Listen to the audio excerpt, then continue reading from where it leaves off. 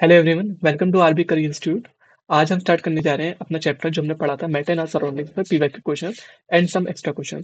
सो आप इस टाइप से कर सकते हैं, जैसे मैं क्वेश्चन दिखाऊंगा उसमें थोड़ा टाइम लेकर वीडियो पॉज कर क्वेश्चन खुद से ट्राई कर सकते हैं, उसके बाद उसका सॉल्यूशन देख सकते हैं। तो अपना फर्स्ट क्वेश्चन पे आते हैं। हमारा फर्स्ट क्वेश्चन है, विच of the following is a surface phenomena. So surface phenomena होता क्या था, जैसे हमारे पास ये बीकर है। सो इस बीकर में एक तरीके से वाटर फिल है, और जैसे ही हम इसको हीट देते हैं यहाँ से, तो होता क्या है, इस सरफेस से जो वाटर है वो वेपर्स में कन्वर्ट होना स्टार्ट होता है फर्स्ट ऑफ ऑल। और ये कब तक होगा, ये जब तक ये वाटर अपने बॉइलिंग पॉइंट तक नहीं पहुंच जाता। क्योंकि boiling is the bulk phenomena, कि जैसे ये boiling point which is 100 degree Celsius तब ये पहुंचेगा। तो यहाँ से मतलब पूरे कंटेनर में से जो हमारा बीकर है, इस पूरे बीकर में से वाटर जो होंगे वो कन्वर्ट होना स्टार्ट हो जाएंगे किसके अंदर, वेपर्स के अंदर। तो जब सरफेस से होता है तो इस प्रोसेस को क्या कहते थे, इस प्रोसेस कहते थे इवेपोरेशन। इस प्रोसेस को कहते थे इवेपोरेशन। तो हमने पढ़ा था evaporation is the surface phenomena and boiling is the bulk phenomena. तो हमारा ऑप्शन क्या हुआ, इवेपोरेशन। ओके, तो नेक्स्ट क्वेश्चन की तरफ। इस क्वेश्चन में पूछा है which is not true about the solid state. इनमें से कौन सा सॉलिड स्टेट के रिगार्डिंग ट्रू नहीं है, सही नहीं है। तो फर्स्ट ऑप्शन है, दे हैव डेफिनेट शेप। उनका डेफिनेट शेप होता है, मतलब उनका शेप फिक्स रहता है, मतलब ये कह रहे हैं फिक्स्ड शेप फिक्स रहता है। बिल्कुल सही बात है कि जो सॉलिड स्टेट सॉलिड होते हैं उनका जो शेप होता है बिल्कुल फिक्स रहता है। दे have high attractive force among the molecule. जो उनका फोर्स ऑफ अट्रैक्शन होता है डिफरेंट मॉलिक्यूल्स में, उनका फोर्स ऑफ अट्रैक्शन बहुत ज्यादा होता है। जैसे ये बीकर है, मतलब ये हमारे सॉलिड स्टेट है, और ये मॉलिक्यूल्स हैं, ये टाइटली पैक्ड होते हैं। टाइटली पैक्ड किस वजह से होते हैं, because of the high force of attraction. तो ये बात भी बिल्कुल सही कही। They have high vapour pressure. अच्छा, they have high vapour pressure. अब वेपर प्रेशर डिस्कस करते हैं। वेपर प्रेशर क्या होता है, वेपर प्रेशर वो प्रेशर होता है जिसमें जो मॉलिक्यूल्स होते हैं वो वेपर्स में बनना स्टार्ट हो जाते हैं। ठीक है, तो अगर मेरे पास एक एग्जाम्पल के तौर पर मेरे पास सॉलिड भी है, लिक्विड भी है। ठीक है, गैस तो ऑलरेडी वेपर्स में होता है। तो अगर मैं इन दोनों में कंपेयर करूं, तो लिक्विड जो है अगर मैं इसको हीट दूंगा, कुछ एनर्जी दूंगा, तो लिक्विड जल्दी वेपर में स्टार्ट होगा एज कम्पेयर टू सॉलिड के। तो सॉलिड का वेपर प्रेशर जो होता है वो कम होता है एज कम्पेयर टू डिफरेंट जो हमारे स्टेट ऑफ मैटर है, जैसे लिक्विड और गैस। गैस ऑलरेडी वेपर में होता है तो उसका वेपर प्रेशर सबसे ज्यादा होता है। लिक्विड का वेपर प्रेशर गैस से कम होता है और सॉलिड का वेपर प्रेशर सबसे कम होता है। तो ये स्टेटमेंट फॉल्स है। पर लास्ट स्टेटमेंट भी देख लेते हैं, दे have high density and low compressibility. बिल्कुल सही। जो सॉलिड होते हैं उनकी डेंसिटी बहुत ज्यादा होती है और कंप्रेसिबिलिटी उनकी सबसे कम होती है, तो उनको हम इजीली कंप्रेस नहीं कर पाते। कुछ जो एक्सेप्शन थे उसके भी हमने डिस्कस करा था फर्स्ट लेक्चर में, कि जो हमारे एग्जाम्पल तौर पे रबर बैंड होता है या फिर हमारा स्पंज होता है, वो भी सॉलिड होता है बट उसको हम कंप्रेस कर लेते हैं। तो हमने उस लेक्चर में डिस्कस करा था कि क्यों कर लेते हैं, बिकॉज इट हैज पोर्स। जैसे एग्जाम्पल हम स्पंज का लेते हैं, तो स्पंज में ये एयर पोर्स होते हैं। ठीक है, जिसमें एयर फिल होती है, एयर फोर्स होते हैं जिसके अंदर एयर फिल होती है। जैसे हम कंप्रेस करते हैं तो उसमें से एयर रिलीज हो जाती है और वो उसकी वजह से वो कंप्रेस हो जाता है। और जैसे ही हम उसको फोर्स हटाते हैं तो एयर वापस से फिल हो जाती है, वो अपने ओरिजिनल शेप में आ जाता है। तो इसमें से कौन सा स्टेटमेंट गलत है, दे have high vapour pressure, because इसका हाई वेपर प्रेशर नहीं, लो प्रेशर होता है। तो solid have low vapour pressure, solid का वेपर प्रेशर लो होता है। ठीक है, तो डिस्कस कर लिया क्यों लो वेपर प्रेशर होता है। बिकॉज वेपर प्रेशर क्या होता था, वेपर प्रेशर वो प्रेशर होता है जिसमें जो सॉलिड कोई भी स्टेट कितनी जल्दी वेपर्स में बनना स्टार्ट हो जाती है। ठीक है, तो गैस तो ऑलरेडी वेपर होती है तो उसका वेपर प्रेशर सबसे ज्यादा होता है। लिक्विड एज कम्पेयर टू जल्दी, क्योंकि लिक्विड के अंदर मॉलिक्यूल्स पार्टिकल्स में जो एनर्जी होती है वो ज्यादा होती है as compare to solid state है। तो लिक्विड कम जल्दी वेपर कहते वेपर से बन जाएगा एज कम्पेयर टू सॉलिड। तो एग्जाम्पल मैं वाटर को गर्म करूं या फिर मैं आइस को गर्म करूं, तो आइस देर में वेपर्स में बनेगी एज कम्पेयर टू लिक्विड के। तो लिक्विड जल्दी वेपर बन जाएगा, तो सॉलिड का वेपर प्रेशर लो होता है as compare to liquid. Next question जाते हैं, which of the following energy is absorb during the change of state of substance. ठीक है, जब हम कोई स्टेट चेंज होती है तो उस टाइम पर कौन सी एनर्जी एब्सॉर्ब होती है। ठीक है, तो फर्स्ट ऑप्शन है स्पेसिफिक हीट, बी ऑप्शन है लेटेंट हीट, थर्ड ऑप्शन है heat capacity, and fourth option है हीट ऑफ सॉल्यूशन। तो specific heat, heat capacity and heat of solution, ये कुछ ऐसे टॉपिक थे जो हमने डिस्कस नहीं करे थे। हमारे एक के ऑप्शन है जो था लेटेंट हीट के बारे में। तो लेटेंट हीट होती क्या थी, लेटेंट हीट में डिस्कस करी थी। लेटेंट हीट क्या होती है, लेटेंट हीट वो हीट एनर्जी होती है। जैसे एग्जांपल के तौर पर मेरे पास कोई सॉलिड स्टेट है, मेरे पास सॉलिड है, सॉलिड कन्वर्ट हो रहा है किसके अंदर, लिक्विड के अंदर कन्वर्ट हो रहा है। ठीक है। तो सॉलिड लिक्विड के अंदर जब कन्वर्ट होगा तो कुछ अमाउंट ऑफ एनर्जी एब्जॉर्ब करेगा, और उस अमाउंट ऑफ एनर्जी पर उसकी सिर्फ फेज चेंज होगी पर टेम्परेचर चेंज नहीं होगा। जैसे एग्जांपल के तौर पे ये मेरे पास आइस है और ये मेरे पास वाटर है, तो 0 डिग्री सेल्सियस पर मेरे पास आइस भी होगी और 0 डिग्री सेल्सियस मेरे पास वाटर भी होगा। तो ये 0 डिग्री सेल्सियस पर जब इसने एनर्जी, क्योंकि मैं इसको कंटिन्यूसली एनर्जी प्रोवाइड कर रहा हूँ, तो जैसे ही ये 0 डिग्री सेल्सियस आइस पे पहुंचेगा तो 0 डिग्री, ये आइस है हमारे पास और ये वाटर है, ठीक है। तो जैसे ही ये 0 डिग्री सेल्सियस पहुंचेगा तो ये कुछ अमाउंट ऑफ एनर्जी तो लेगा, बट अपनी स्टेट को चेंज नहीं करेगा। तो वो एनर्जी गई कहाँ, वो एनर्जी गई इसके फेज को चेंज करने, मतलब आइस से ही कन्वर्ट किसमें हो गया, वाटर के अंदर कन्वर्ट हो गया। तो एनर्जी एब्जॉर्ब हुई during this phase change of an, मतलब कोई भी स्टेट अपनी फेज को चेंज करता है तो उसमें कौन सी एनर्जी उसने एब्जॉर्ब करी, लेटेंट हीट एनर्जी एब्जॉर्ब करी, ठीक है। तो यहाँ पर कौन सी लेटेंट हीट होती है, ये लेटेंट हीट होती है फ्यूजन, ठीक है। ये हम डिस्कस कर चुके हैं। और जब लिक्विड से गैस में बनता है वो कहलाती है लेटेंट हीट ऑफ वेपराइजेशन। तो इसका ऑप्शन कौन सा हुआ, B, latent heat of, latent, अब लेटेंट डिफरेंट टाइप की होती है पर एनर्जी कौन सी एब्जॉर्ब होती है, वो लेटेंट हीट एनर्जी एब्जॉर्ब होती है, ठीक है। तो आई होप समझ में आ रहा होगा। हम अपने नेक्स्ट क्वेश्चन पे, यहाँ पर ईयर वाइज भी लिखा हुआ है कि कौन से ईयर में कौन सा क्वेश्चन आया है, ठीक है।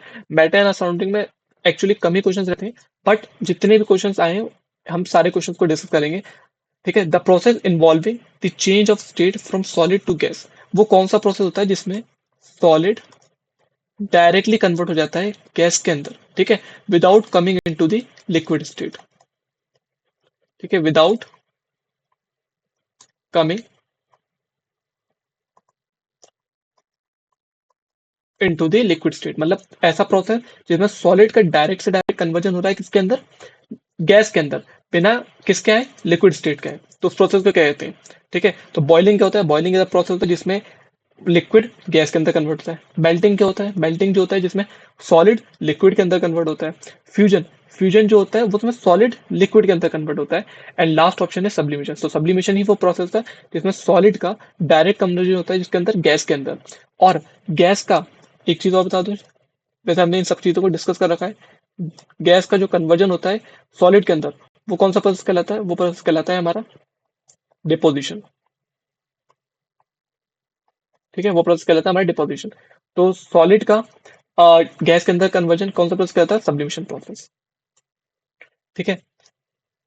नेक्स्ट क्वेश्चन पे आते हैं, which process occurs when a liquid turns into a gas below it's boiling point, वो प्रोसेस कौन सा है जिसमें लिक्विड कन्वर्ट होता है किसके अंदर, गैस के अंदर, बिलो इट्स बॉइलिंग पॉइंट, मतलब बॉइलिंग पॉइंट से पहले लिक्विड का गैस के अंदर कन्वर्जन कौन सा प्रोसेस कहलाता है।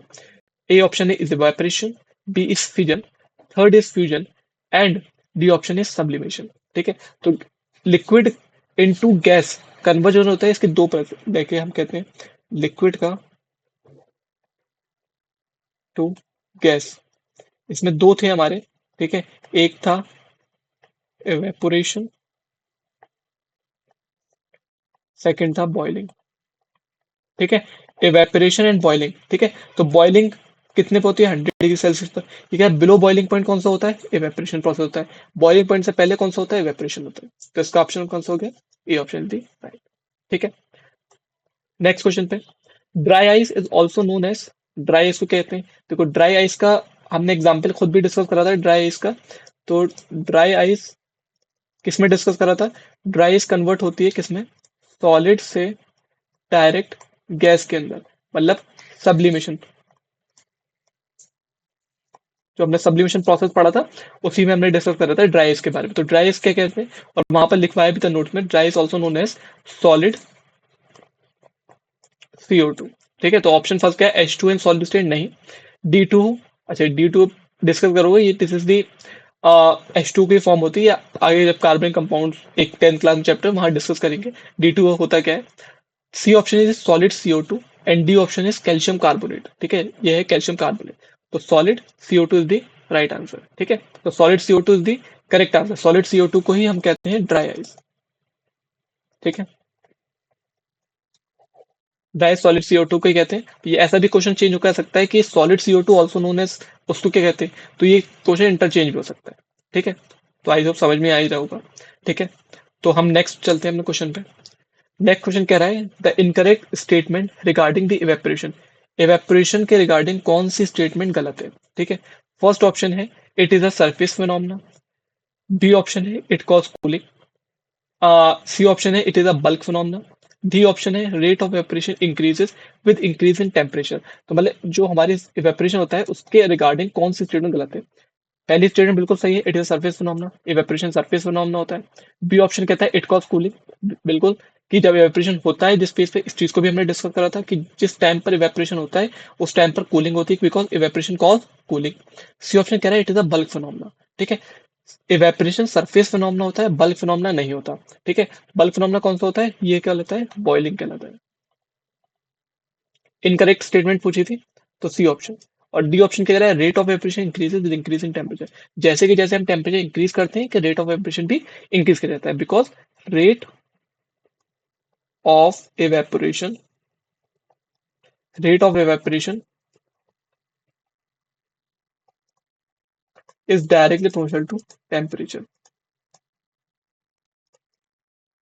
ठीक है, ये एवेपोरेशन डायरेक्ट टेम्परेचर के डायरेक्टली प्रोपोर्शनल होता था और सरफेस एरिया के। ठीक है, विंड स्पीड के। ठीक है, विंड स्पीड के। ठीक है, एंड इनवर्सली प्रोपोर्शनल होता था किसके? ह्यूमिडिटी के। इनवर्सली प्रोपोर्शनल किसको होता था? ह्यूमिडिटी के। तो जैसे मैं इवेपोरेशन, अगर मैं टेम्परेचर इंक्रीज करता हूँ तो रेट ऑफ इंक्रीज करेगा, सरफेस एरिया बढ़ाने से भी रेट ऑफ इवेपोरेशन इंक्रीज करता है, विंड स्पीड बढ़ाने से रेट ऑफ इवेपोरेशन इंक्रीज करता है, बट ह्यूमिडिटी को बढ़ाने से रेट ऑफ इवेपोरेशन इंक्रीज करता है। बिकॉज ह्यूमिडिटी का रिलेशन इनवर्स क्यों था? बिकॉज जैसे जैसे ह्यूमिडिटी बढ़ती है, जो एयर मॉलिक्यूल उनके पास पहले से ही वाटर है, तो इवेपोरेशन होकर जो वाटर है वो बाद में एयर के अंदर नहीं जा पाता क्योंकि पहले से ही एयर के अंदर वाटर है। तो जैसे जैसे ह्यूमिडिटी इंक्रीज करेगी तो रेट ऑफ इवेपोरेशन डिक्रीज कर जाता है। सो नेक्स्ट क्वेश्चन की तरफ मूव करते हैं। नेक्स्ट क्वेश्चन है टिक द करेक्ट स्टेटमेंट। इन सारे ऑप्शन में से कौन सी स्टेटमेंट करेक्ट है? पहला है water vapours at 100 degree Celsius have less energy than water vapours at 100 degree than water at 100 degree Celsius. ठीक है, जो वाटर वेपर है 100 डिग्री पर उसके पास कम एनर्जी होती है as compare to, first option एक में ऐसे करके लिख देता हूँ, वाटर वेपर की एनर्जी कम होती है as compare to water at 100 degree Celsius. और पहला ऑप्शन ये कह रहा है, अच्छा ई से डोनेट कर दो ना एनर्जी। ठीक है, एनर्जी ऑफ वाटर वेपर कम होती है। बी ऑप्शन ये कह रहा है water vapours at 100 degree Celsius है more energy than water at 100 degree Celsius. मतलब एनर्जी ऑफ वाटर वेपर ज्यादा होती है energy of water at 100 degree Celsius. B option हमसे ये कह रहा है। मैं इस पॉइंट ऐसे करके इस चीज को लिख दे रहा हूँ। सी ऑप्शन क्या कहता है? Water vapours at 100 degree Celsius have equal energy to water at 100 degree Celsius. मतलब ये कह रहा है बराबर एनर्जी होती है, इक्वल टू दिस। ठीक है, 100 डिग्री सेल्सियस पे। और D option is none of the above, मतलब इनमें से कोई भी ऑप्शन सही नहीं है। ठीक है, तो कौन सा होगा? एक चीज बताता हूँ, लाइक जैसे जब हम वाटर को हीट करते हैं, मतलब वाटर हमारा 100 डिग्री सेल्सियस पे पहुंचता है, तो उसको जब वो वाटर से वेपर्स में कन्वर्ट होता है तो वो एक एनर्जी एब्जॉर्ब करता है। कौन सी एनर्जी एब्जॉर्ब करता है? Latent heat of vaporisation. इस एनर्जी को एब्जॉर्ब करता है। तो एग्जाम्पल के तौर पे इसके पास कुछ ई एनर्जी थी, उसके बाद उसके पास ये वाली एनर्जी ऐड हुई, तो मतलब इसके पास E plus latent heat energy absorb हो गई। तो जो अब बनकर किस में कन्वर्ट हो गया ये? अब ये वेपर्स में कन्वर्ट हो गया। तो जो वाटर था उसके पास तो सिर्फ ई एनर्जी थी, पर जैसे ही वो वेपर्स में कन्वर्ट हुआ तो उसके पास E plus latent heat of vaporisation वाली एनर्जी एक्स्ट्रा आ गई। तो जो वेपर्स होते हैं उनके पास ज्यादा एनर्जी होती है एज कम्पेयर टू वाटर। ठीक है, तो इसमें से कौन सा एनर्जी है वेपर्स के पास? बी ऑप्शन, मतलब हमारा बी ऑप्शन बिल्कुल सही है। ठीक है, तो समझ में आ गया कि जैसे ही जो वेपर्स होते हैं, वेपर्स क्या कर कब बनते हैं? जब वो एक्स्ट्रा एनर्जी को एब्जॉर्ब करते हैं। एक्स्ट्रा एनर्जी कहाँ से एब्जॉर्ब करेंगे? वो लेटेंट हीट एनर्जी एब्जॉर्ब करेंगे, फिर जाकर वो अपना फेस चेंज करेंगे वाटर से किसके अंदर? लिक्विड के अंदर अपना फेस चेंज करेंगे। तो जो वेपर्स होते हैं उनके पास ज्यादा एनर्जी होती है एज कम्पेयर टू वाटर। तो एक क्वेश्चन और पूछा जाता है कि 100 डिग्री सेल्सियस पर स्टीम ज्यादा, एक चीज में कर दो, एक स्लाइड देखे। ठीक है, एक क्वेश्चन और पूछा जाता है कि 100 डिग्री सेल्सियस पर स्टीम ज्यादा, मतलब स्टीम कहते हैं स्टीम, मतलब अगर मुझे बॉम्ब में टच करूंगा तो 100 डिग्री सेल्सियस पे स्टीम ज्यादा हॉट होगा या 100 डिग्री सेल्सियस का वाटर ज्यादा हॉट होगा। तो स्टीम कैसे बनता है, स्टीम पर ज्यादा एनर्जी होती है, ठीक है, क्योंकि स्टीम इज दी वेपर, तो इस वेपर के पास ज्यादा एनर्जी होती है, तो मतलब 100 डिग्री सेल्सियस पर स्टीम ज्यादा हॉट होगा एज कम्पेयर टू वाटर। ठीक है, क्यों? बिकॉज स्टीम के पास एनर्जी प्लस एक लेटेंट हीट भी है। ठीक है, इसके पास ज्यादा एनर्जी है एज कम्पेयर टू वाटर से। ठीक है, तो ये वाला क्वेश्चन समझ में आ गया होगा। ठीक है, तो इस क्वेश्चन में क्या ऑप्शन, कौन सा ऑप्शन था इसका? B option. ठीक है, तो हम मूव करते हैं अपने नेक्स्ट क्वेश्चन की तरफ। नेक्स्ट क्वेश्चन कहता है evaporation of liquid take place at. Evaporation कब होता है, लिक्विड का इवेपोरेशन कब होता है? ठीक है, at its boiling point, boiling point पर इवेपोरेशन होगा? बिल्कुल नहीं, बॉइलिंग पॉइंट पर इवेपोरेशन नहीं होता। ठीक है, अबव इट्स बॉइलिंग पॉइंट, मतलब बॉइलिंग पॉइंट से अबव, नहीं उस पर भी नहीं होता। Below it's boiling point, because evaporation कब होता है? बॉइलिंग पॉइंट से पहले होता है, बिकॉज बॉइलिंग पॉइंट कब होती है? 100 डिग्री सेल्सियस पे। तो 100 डिग्री सेल्सियस से पहले ही पहले कौन सी प्रोसेस होता है? इवेपोरेशन। जैसे ही 100 डिग्री सेल्सियस पहुंच जाता है तो उस पर कौन कौन सा प्रोसेस स्टार्ट हो जाता है? बॉइलिंग स्टार्ट हो जाती है। ठीक है, तो बिलो इट्स बॉइलिंग पॉइंट। ठीक है, बिलो इट्स बॉइलिंग पॉइंट। ठीक है, डी ऑप्शन क्या है? Above and it's boiling point, मतलब उससे ज्यादा और बॉइलिंग पॉइंट पे, तो ये वाला ऑप्शन भी गलत है। ठीक है, तो भाई आप साथ ही साथ कहते हैं वीडियो पॉज करके क्वेश्चंस को कर ही रहे होंगे। ठीक है, तो जैसे जैसे मैं क्वेश्चन बताता हूँ आप वेट करिए, वीडियो को पॉज करिए, क्वेश्चंस पढ़िए और खुद ट्राई करिए, उसके बाद फिर इसका सॉल्यूशन देख लीजिए। ठीक है, तो हम मूव करते हैं अपने नेक्स्ट क्वेश्चन की तरफ। नेक्स्ट क्वेश्चन से कहता है the rate of evaporation increases with. अभी हमने पिछले क्वेश्चन पे इस चीज को डिस्कस करा था कि रेट ऑफ एवेपोरेशन कब बढ़ता है। पहला ऑप्शन है A, decrease with the wind speed. मैं विंड स्पीड को कम कर दूंगा तो रेट ऑफ एवेपोरेशन बढ़ जाएगा? नहीं, विंड स्पीड से बढ़ाने से रेट ऑफ एवेपोरेशन इंक्रीज करता है, ना कि विंड स्पीड को कम करने से। बी ऑप्शन कहता है and increase in humidity, humidity बढ़ाने से रेट ऑफ एवेपोरेशन इंक्रीज करेगा? नहीं, rate of evaporation inversely proportional होता है किसके? ह्यूमिडिटी के। तो जैसे जैसे ह्यूमिडिटी इंक्रीज करेगी तो रेट ऑफ एवेपोरेशन डिक्रीज कर जाता है। सी ऑप्शन कहता है डिक्रीज इन टेम्परेचर, टेम्परेचर घटाने से। नहीं, टेम्परेचर बढ़ाने से रेट ऑफ एवेपोरेशन इंक्रीज करता है। एंड डी ऑप्शन से and increase surface area. D option बिल्कुल सही है, सरफेस एरिया को बढ़ाऊंगा तो रेट ऑफ एवेपोरेशन भी इंक्रीज करेगा।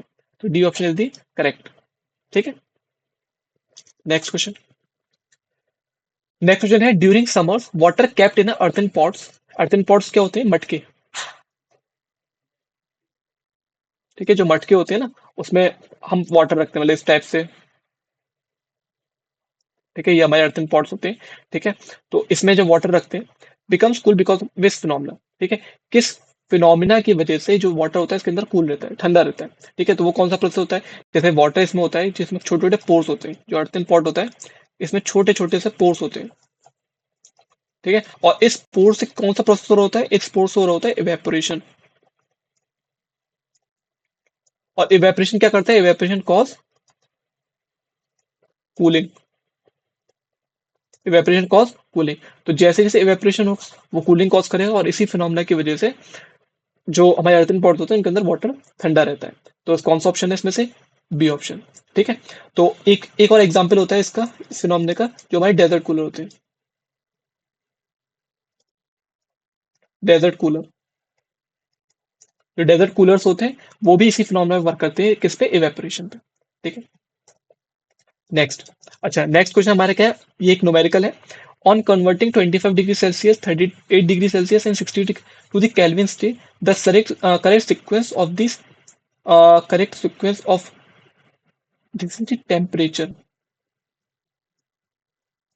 Correct sequence of temperature will be. ठीक है, तो मुझे डिग्री सेल्सियस को केल्विन में कन्वर्ट करना है, तो कैसे करेंगे? Kelvin is equal to degree Celsius plus 273। तो फर्स्ट है हमारा 25 डिग्री सेल्सियस, तो 25 प्लस 273, ये कितना हो जाएगा? 298, 298 केल्विन। ठीक है, फर्स्ट है हमारा 38। ठीक है, 38 डिग्री सेल्सियस, इसमें 273 ऐड करते हैं तो ये कितना हो जाएगा? 8 और 3 11, 3 10 1 11, तो 311 केल्विन। ठीक है, और 66 प्लस 273 कितना हो जाएगा? 6 और 9, 6 7 13 1 कैरी एंड 339 केल्विन। ठीक है, तो कौन सा ऑप्शन है? 298, 311 एंड 339। तो 339, 311, तो A option is the correct option. ठीक है, तो समझ गए कन्वर्जन, यूनिट कन्वर्जन जानते हैं, जैसे अगर मुझे डिग्री सेल्सियस को केल्विन में करना होता है तो और डिग्री सेल्सियस में 273 ऐड कर देते हैं। अगर मुझे केल्विन को डिग्री सेल्सियस में करना होता है तो उसमें जैसे अगर मुझे डिग्री सेल्सियस में कन्वर्ट करना होगा तो केल्विन माइनस 273 कर देंगे, तो ये डिग्री सेल्सियस में आ जाएगा। और केल्विन में करना होगा तो डिग्री सेल्सियस प्लस 273 कर देंगे। ठीक है, मूव करते हैं नेक्स्ट क्वेश्चन पे। If the temperature degree is 50 degree Fahrenheit, what is it in Celsius scale. ठीक है, तो एक क्वेश्चन मैंने सेल्सियस टू फ़ारेनहाइट में कराया था। अब ये है कहते हैं फ़ारेनहाइट टू सेल्सियस में कन्वर्ट करना है। तो कितना गिवन है मुझे 50 डिग्री फ़ारेनहाइट। ठीक है, फॉर्मूला क्या होता है, degree Fahrenheit is equal to 9/5 into degree Celsius plus 32। ठीक है, तो डिग्री फ़ारेनहाइट मुझे कितना दे रखा है 50 minus of 32 is equal to 9/5 into degree Celsius. तो 50 में से 32 सब्ट्रैक्ट करेंगे तो कितना हो जाएगा ये 8 एंड 4 माइनस 18। ठीक है, 18 हो गया। अब ये यहाँ पे आएगा इक्वल टू साइड तो रेसिप्रोकल हो जाएगा 5/9 is equal to degree Celsius. 9 to the 18, 5 to the 10, तो कितना हो गया 10 डिग्री सेल्सियस। तो 50 degree Fahrenheit is equal to 10 degree Celsius. तो कौन सा ऑप्शन है इनमें से हमारे, A is 5, B is 10 degree Celsius. तो करेक्ट ऑप्शन क्या है हमारा डी। ठीक है, नेक्स्ट क्वेश्चन हमारा क्या कह रहा है, why do we sprinkle water on the ground in summers. ठीक है, तो जब हम जो समर्स के टाइम पर हम जो हमारी जो सरफेसेस होती हैं या फिर कहते हैं जो ग्राउंड होता है वहां पर पानी क्यों डालते हैं, पानी किस लिए डालते हैं हम। ठीक है, तो टू इंक्रीज ह्यूमिडिटी, बिल्कुल नहीं, ह्यूमिडिटी बढ़ाने के लिए तो हम नहीं करते क्योंकि ह्यूमिडिटी में पहले से ही वाटर वेपर होता है, तो इंक्रीज ह्यूमिडिटी नहीं करते। To remove the dust particles, उसके लिए भी नहीं करते। सी ऑप्शन है to cool the surroundings through the evaporation, and D option है to make the surface shiny. तो हमारा जो मेन मोटो होता है कि हम किस वजह से जो ग्राउंड्स में वाटर डालते हैं उसका मोटो है, जैसे एग्जांपल हमारा सरफेस है। ठीक है, और इस सरफेस हमने क्या कर डाल दिया, वाटर डाल दिया। अब वाटर क्या होगा समर्स में, ये इवेपोरेट होगा, और इवेपोरेट होने से ये सरफेस जो रहेगी वो ठंडी हो जाएगी। ठीक है, क्योंकि इवेपोरेशन कॉज कूलिंग, तो जैसे जैसे इवेपोरेशन हो जाएगा उसके साथ साथ जो सरफेस होगी वो भी ठंडा होना स्टार्ट हो जाएगी। तो इस वजह से कि हमें सरफेस को कूल करने की वजह से, सरफेस को कूल करने की वजह से हम जो सरफेस ग्राउंड होता है या कोई भी सरफेस होती है उस पर पानी डालते हैं जिससे वो सरफेस ठंडी हो जाए। ठीक है, तो कौन सा ऑप्शन हो गया इसमें से, to cool the surroundings through the evaporation. C option correct हो गया। ठीक है, अ, हमें बस question what is the latent heat of fusion. Latent heat of fusion क्या कहती है, हमने दो चीज पढ़ी थी, फ्यूजन एंड वेपोराइजेशन। फ्यूजन में कन्वर्ट है सॉलिड टू लिक्विड का, एंड वेपोराइजेशन में क्या होता है, लिक्विड टू गैस का कन्वर्जन होता है। तो लेटेंट हीट ऑफ फ्यूजन क्या होती है, heat required to convert liquid to gas, नहीं। Heat required to convert 1 kg of solid into liquid at constant temperature, बिल्कुल सही, बी ऑप्शन बिल्कुल सही। थर्ड लास्ट में देते हैं heat required to cool the gas, नहीं। डी ऑप्शन क्या कहता है, heat required to increase the temperature of substance by 1 degree Celsius, ये भी नहीं। ठीक है, फ्यूजन होता है सॉलिड का कन्वर्जन किसके अंदर, लिक्विड के अंदर, तो ये heat required to convert 1 kg of solid into gas at constant temperature, क्योंकि लेटेंट हीट के टाइम पर ना तो टेम्परेचर इंक्रीज करता है ना टेम्परेचर डिक्रीज करता, टेम्परेचर कांस्टेंट रहता है बट उसकी फेज चेंज होती है। ठीक है, तो thank you very much. I hope जो जो क्वेश्चन हमने करे वो आपको अच्छे से समझ में आए होंगे। ठीक है,